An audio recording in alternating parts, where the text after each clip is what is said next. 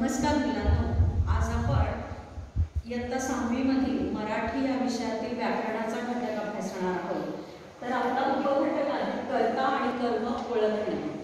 कर्ता आणि कर्म ओळखण्यासाठी आधी आपल्याला क्रियापद म्हणजे काय ते माहिती असायला पाहिजे. तर वाक्यातील क्रियापद म्हणजे काय, तर त्या वाक्यातील जी क्रिया आहे ती क्रिया ज्या शब्दाने दर्शवलेली जाते त्याला म्हणतात क्रियापद. वाक्यातील क्रिया दर्शवणाऱ्या शब्दास क्रियापद असे म्हणतात. म्हणजे कोणती क्रिया घडतीये ते आपल्याला त्याच्यातून कळतं आणि वाक्याचा पूर्ण अर्थ सुद्धा समजतो, त्याला म्हणतात क्रियापद. उदाहरणार्थ या ठिकाणी एक वाक्य आहे, श्रीरंगाने बासरी वाजवली. आता याच्यात क्रिया कोणती, वाजवण्याची आहे. तर जी क्रिया वाजवण्याची आहे ती आपल्याला या वाक्यातून समजली. तो शब्द होता वाजवली, म्हणून वाजवली हे क्रियापद झालं. आता आपल्याला शिकायचं आहे, आपण क्रियापदे मागच्याच प्रथम सत्रामध्ये अभ्यासला आहे, परंतु आता आपण नव्याने अभ्यासणार आहोत ते म्हणजे कर्ता. तर कर्ता कसा ओळखायचा, तर अतिशय सोपी युक्ती आहे. तर वाक्यातील क्रियापदाला कोण असा प्रश्न विचारायचा. कोण असा प्रश्न विचारल्यानंतर आपल्याला जे उत्तर मिळतं त्याला म्हणतात कर्ता. आता आपण एक उदाहरण हेच बघूया. श्रीरंगाने बासरी वाजवली, याच्यामध्ये वाजवली हे क्रियापद आहे. आता जर आपण या वाजवली या शब्दाला कोण हा प्रश्न विचारला, कोणी वाजवली, तर त्याचं उत्तर काय येणार आहे, श्रीरंगाने वाजवली. म्हणून श्रीरंगाने काय झालं, कर्ता झालं. आणि कर्म म्हणजे काय, तर त्याच क्रियापदाला जर आपण काय हा प्रश्न विचारला, काय हा प्रश्न विचारला तर आपल्याला जे उत्तर मिळतं त्याला म्हणतात कर्म. तर आता या ठिकाणी वाजवली हे क्रियापद आहे आणि त्याला जर मी प्रश्न विचारला काय वाजवली, तर त्याचं उत्तर येणार आहे बासरी वाजवली. म्हणून बासरी हे झालं कर्म. थोडक्यात कर्ता म्हणजे जो करणारा आहे, कृती करणारा मुख्य घटक आहे त्याला म्हणतात कर्ता. आणि कर्म म्हणजे काय काम केलं, कशावर काम केलं, तर बासरीवर काम केलं. वाजवण्याचं काम केलं कशावर, बासरीवर. तर या ठिकाणी आपण तिथे व्याख्या पण दिलेली आहे आणि या ठिकाणी काही 10 वाक्य मी लिहिली. या 10 वाक्यांना आपण त्याच्यातला कर्ता ओळखणार आहे आणि कर्म ओळखणार. तर कर्ता ओळखताना आपण प्रत्येक वेळेस क्रियापदाला कोण कोण कोण हा प्रश्न विचारणार.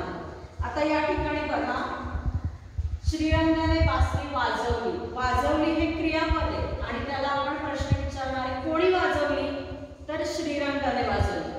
त्यामुळे श्रीरंग हे काय झालं, कर्ता झालं. सुगंधाने आंबे खाल्ले, कोणी खाल्ले, कोण हा प्रश्न विचारायचा ना. कोणी खाल्ले, सुगंधाने खाल्ले, म्हणून सुगंधा हे झालं कर्ता. राजूने पतंग उडवला, कोणी उडवला, कोणीचं उत्तर आहे राजूने, म्हणून राजू झालं कर्ता. मधुने पुस्तक वाचले, कोणी वाचले, मधुने वाचले, म्हणून मधु झालं कर्ता. तारा क्रिकेट खेळते, कोण क्रिकेट खेळते, कोण, तर तारा, म्हणून तारा हे कर्ता झालं. पक्षी किलबिल करतात, कोण किलबिल करतात, कोण करतात, तर पक्षी करतात, म्हणून पक्षी हे झालं कर्ता. शबाना स्वयंपाक करते, कोण करते, तर शबाना करते.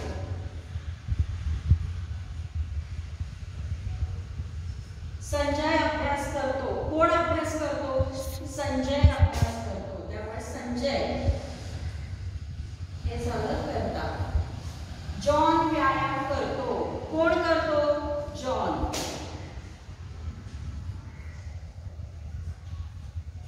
यास्मीन पुस्तक वाचते, कोण वाचते, यास्मीन वाचते.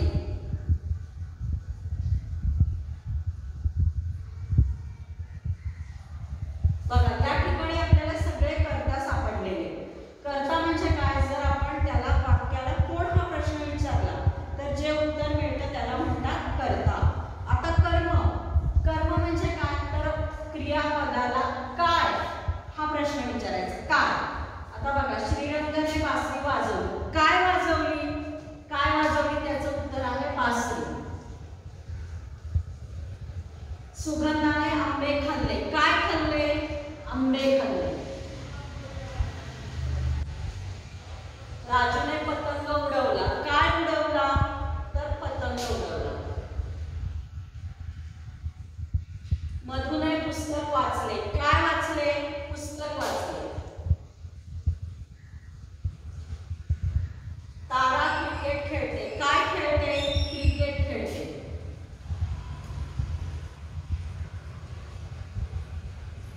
पक्षी किलबिल करतात. काय करतात? किलबिल करतात.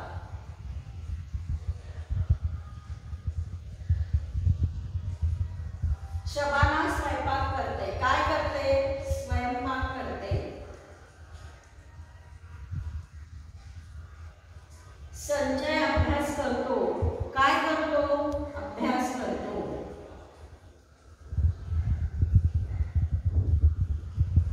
जॉन व्यायाम करतो. काय करतो? व्यायाम करतो.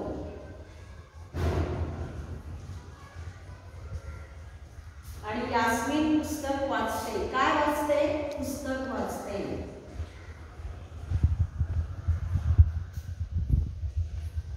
बघा या ठिकाणी आपल्याला काय हा प्रश्न विचारल्यानंतर जी जी उत्तरं मिळाली ती आपण लिहिली आहेत आणि ती उत्तरं म्हणजेच कर्म आहे. आणि कोण हा प्रश्न विचारल्यानंतर जी उत्तरं मिळाली ते सगळे कर्ता आहेत. म्हणजे या वाक्यांमधले कर्ता कोण कोण झाले? श्रीरंग, सुगंधा, राजू, मधु, तारा, पक्षी, शबाना, संजय, जॉन आणि यास्मीन. आणि कर्म, कर्माला म्हणजे आपण वाक्याला काय हा प्रश्न विचारल्यावर जी उत्तरं मिळाली, बासरी, आंबे, पतंग, पुस्तक, क्रिकेट, किलबिल, स्वयंपाक, अभ्यास, व्यायाम आणि पुस्तक. तर अशा पद्धतीने आपल्याला कर्म मिळाले आणि कर्ता मिळाले. पुन्हा एकदा डेफिनेशन नीट बघा. कर्ता म्हणजे आपल्याला क्रियापदाला कोण हा प्रश्न विचारायचा आहे आणि कर्म ओळखण्यासाठी क्रियापदाला काय हा प्रश्न विचारायचा आहे. असे दोन प्रश्न विचारल्यानंतर आपल्याला कर्ता आणि कर्म दोन्हीही मिळतं. या ठिकाणी आपला पाठ संपलेला आहे. तुम्ही पाठ नंबर 60 वरील सर्व स्वाध्याय सोडवायचा आहे. धन्यवाद.